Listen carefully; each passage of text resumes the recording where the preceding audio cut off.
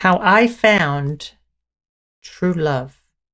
I would like to share a little bit about this with you because this is something that has been very, very hard for me to open up about and talk about because, well, prior to a year ago, I was very closed off. But it's interesting because when I was a kid, when I was younger, I could express love a lot easier. But then as an adult, it became impossible. I could not express my love whatsoever. I pushed people away out of fear of rejection and being hurt by other people, and all sorts of problems that ensued as a result of me closing myself off from other people and from the world. And as a result, didn't really have any friends. I pushed so many people away. I wasn't allowing myself to make any friends. And the friends that I did end up making, I would become suspicious of. I would end up eventually pushing them away or saying something weird that would make them leave.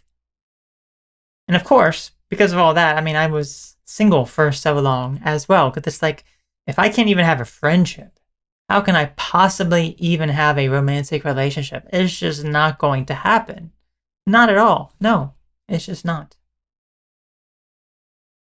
Well, eventually, over a lot of time of working on myself and becoming a better person, I did end up meeting a partner. And my first partner, my first boyfriend, but it was still extremely hard for me to express my feelings. It was extremely hard to the point where I just wasn't ready. I think that's the ultimate thing. I was not ready.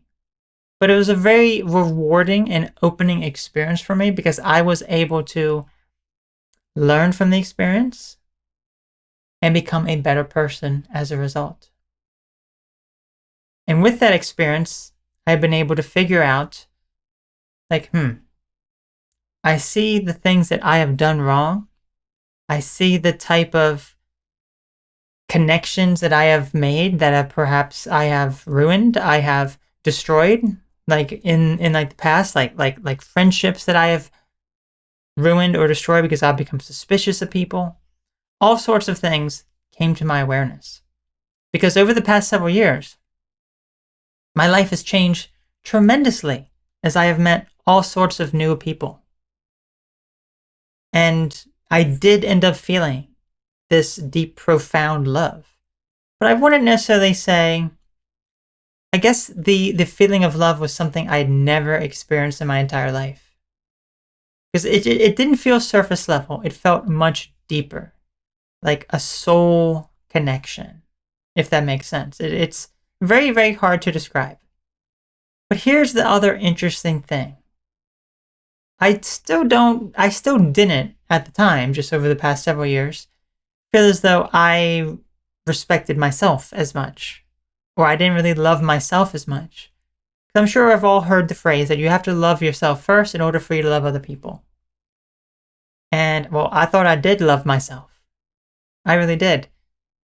But I realized I would let other people, like, walk all over me. I would let them do things that would hurt me, and I would say, oh, it's fine. Just imagine, like, you have feelings for someone.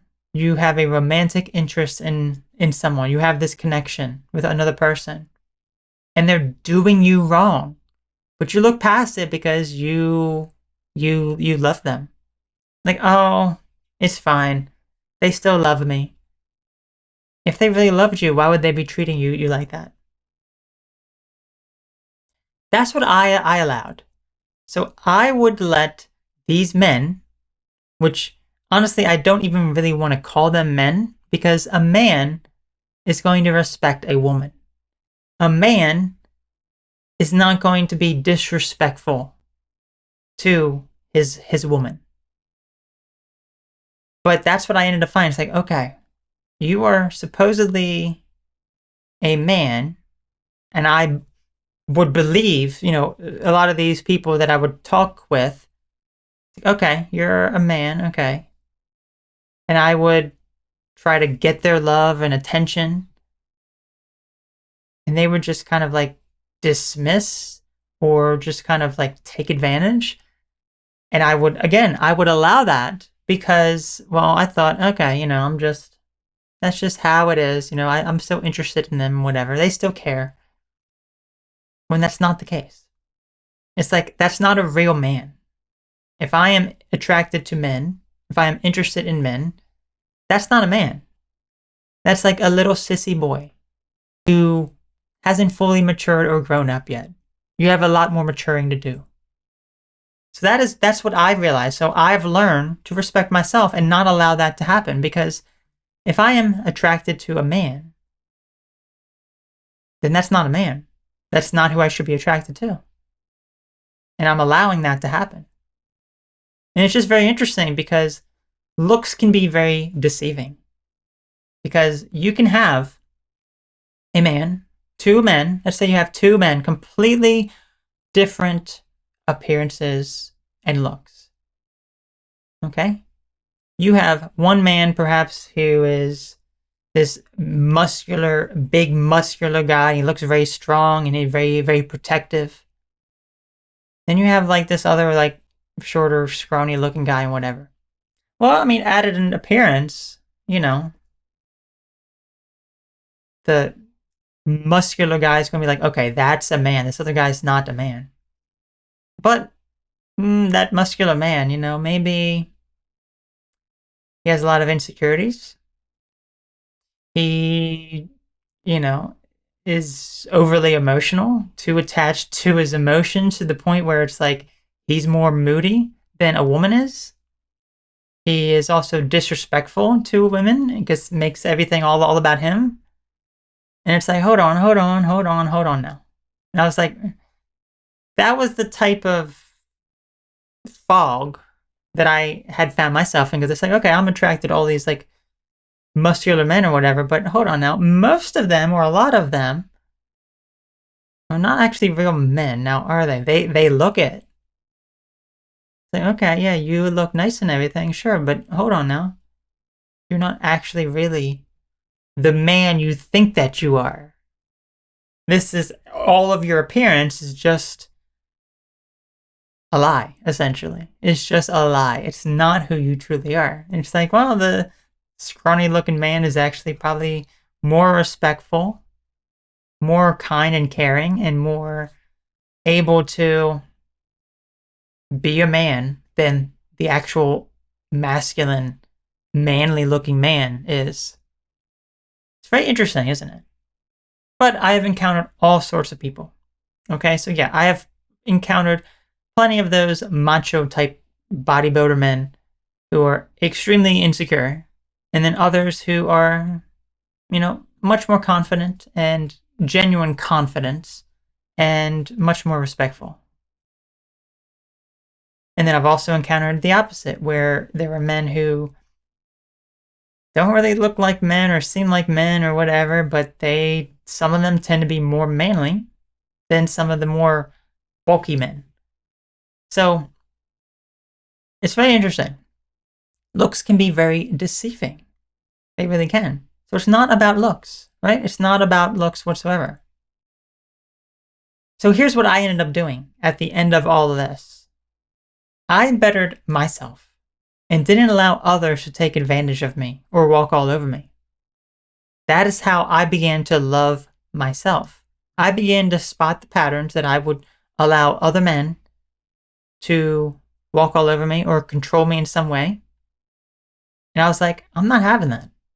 I realized who are the real men. Just because you look like a man doesn't mean that you're an actual man. If you're more moody than a woman and you're not respectful to women, that's not a man. That is not a man. Because a real man would respect me. And they would want to get to know me.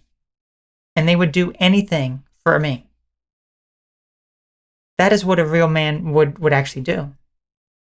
They wouldn't just be like, I don't really care.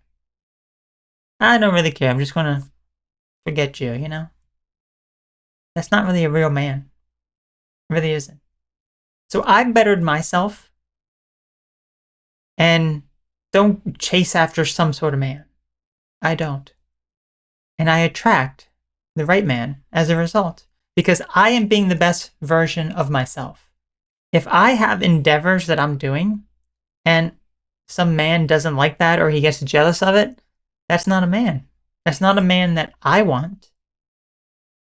If I am pursuing one of my biggest interests in life and a man can't even respect that, and they can't look at that and go, wow, congratulations. It's like, I'm so happy for you that you're succeeding with this. I know you can just keep pushing on, like that sense of encouragement.